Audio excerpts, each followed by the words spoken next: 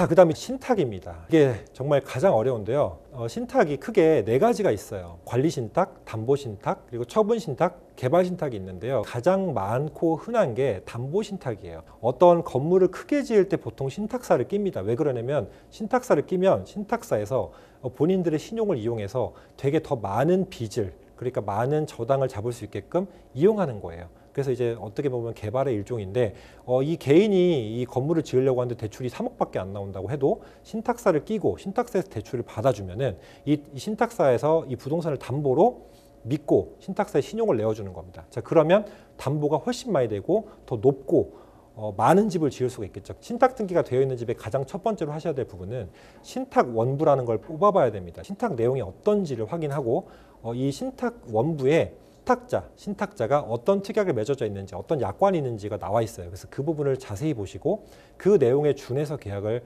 할지 말지를 결정하셔야 돼요. 그래서 신탁회사는 껴있을 땐 사실상 굉장히 거부 반응 일으킬 만한 건 맞고요. 그리고 제가 깜짝 놀란 건 실제로 많이 상담을 해보면 신탁자가 있고 수탁자가 있잖아요. 담보 같은 게 있다라고 하면 담보를 상환하기 전까지는 어떤 조건이 해결되기 전까지는 맡은 사람, 수탁자, 그러니까 신탁회사가 그 권한을 갖고 있어요. 근데 제가 깜짝 놀랐다고 말씀드렸던 건 공인중개사분들이 현재 이 사람이 소유자가 대외적으로 나와 있더라도 소유자가 아닌 거예요. 권한이 없는 건데 말 그대로 무권자예요. 무권자. 근데 이 무권자랑 일단 계약을 시키고 나중에 특약으로, 그러니까 선조치 후보고를 하는 거예요. 나중에 신탁을 말소하는 조건으로 계약을 하고 그런 다음에 신탁회사의 동의도 받지 않고 그냥 이 신탁자, 그러니까 신탁을 맡긴 주인한테 입회를 하게끔 해서 현재 권한이 없는 자에게 계약을 진행시키는 이런 경우들이 있는데요. 자, 이러면 절대 안 되고 만약에 신탁자인 원래 임대인한테 입회를 해서 계약을 하게끔 하려면 현재 권한이 있는 자가 누구라고 했죠? 수탁자라고 했죠.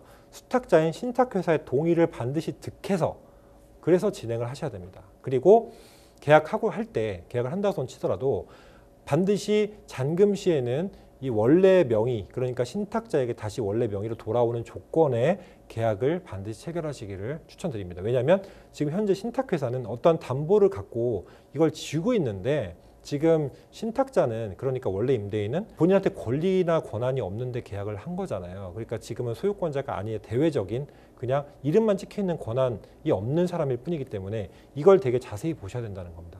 자, 그래서 이 잔금 후에 반드시 임대인, 그러니까 원래의 소유권자인 신탁자에게 소유권이 귀속이 돼야 우리 대항력 같은 것도 확보할 수가 있어요. 왜냐하면 이 일반 대항력은 신탁회사랑 맺었을 때는 확보할 수가 없습니다. 그리고 권한을 갖고 있는지 왜 봐야 된다고 했냐면 신탁법도 특별법이고요. 주택임대차 보호법도 특별법이에요. 그러면 특별법끼리 경합을 하게 돼 있습니다. 그래서 이 신탁회사의 신탁 원부를 봤을 때 이런 맺어져 있는 특약이 우선할 수도 있는 거예요. 경합을 하니까. 무조건 주택임대차 보호법이 가장 세다고 할 수가 없다는 거죠. 여기에서는. 그럼 만약에 최우선 변제권을 보장하지 않는다라는 내용이 있다. 신탁원부에. 그러면 최우선 변제권조차도 보장받을 수가 없다는 겁니다. 대항력이 문제가 아니라.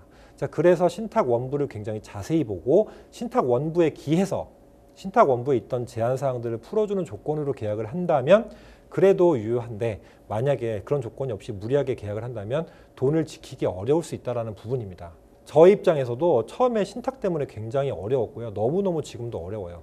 근데 하물며 저처럼 이렇게 숙련이 되고 많은 공부를 한 사람들도 어려운데 일반 개인이 보기에는 얼마나 어렵겠냐는 거죠. 그래서 섬세한 권리 분석이나 정말 믿을 만한 혹시 동행할 수 있는 공인중개사가 아니라면 가급적 신탁은 좀 지양하시라는 의미에서 제가 신탁을 넣었습니다.